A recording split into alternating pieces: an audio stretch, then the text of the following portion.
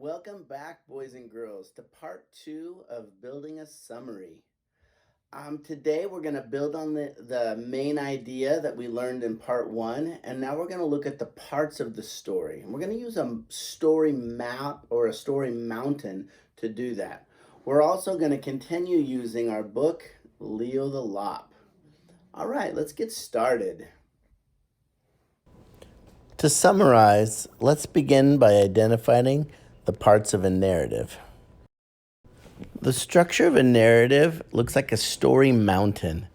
In the beginning, it's called the background. There's the setting, the characters, and the problem. And then as you climb the story, you go through the rising action to the climax and the resolution. Let's take a look at what these are. In the beginning of the story, you find the setting, the characters, and the problem. The setting is where and when the story takes place. And I want you to notice how the author structures this. They try to make you feel a certain way in the story. You also meet the characters, and you'll begin to notice their traits. And I want you to notice how the characters' traits cause problems and also help them solve problems. And finally, in the beginning of the story, you're going to find what is the big problem or goal the character is trying to solve.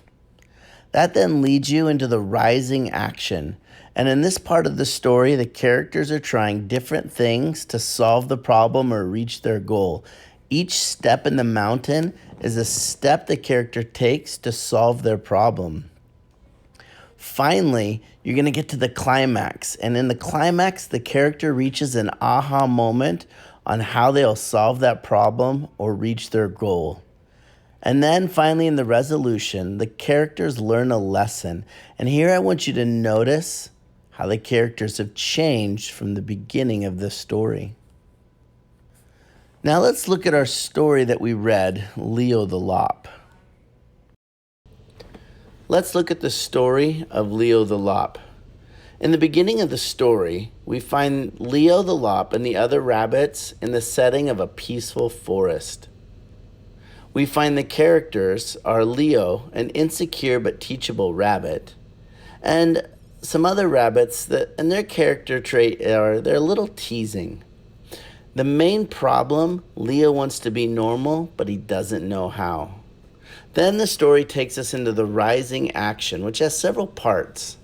The first part, Leo tries to make his ears stand up, but he fails.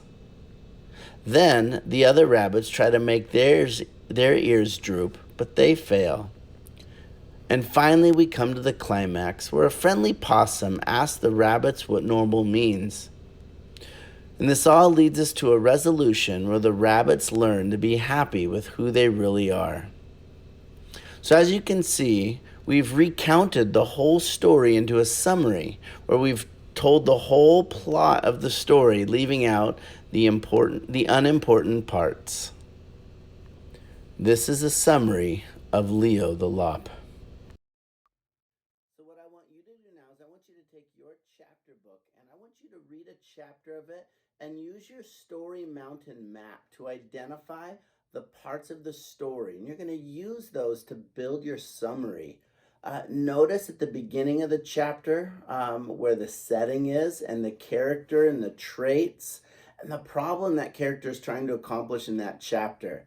And then notice through the rising action of that chapter, the different steps your character is taking to solve the problem. And then notice at the end of the chapter, the climax and the resolution of when the character finally figures out, oh, I know how to solve that problem, and then what they do at the end to accomplish that goal. Now, as you're reading a chapter book, you might notice that the big problem of the story is not accomplished yet. That won't be accomplished until the end of the book. So grab your book box and go to your reading spot and begin to read. Have fun.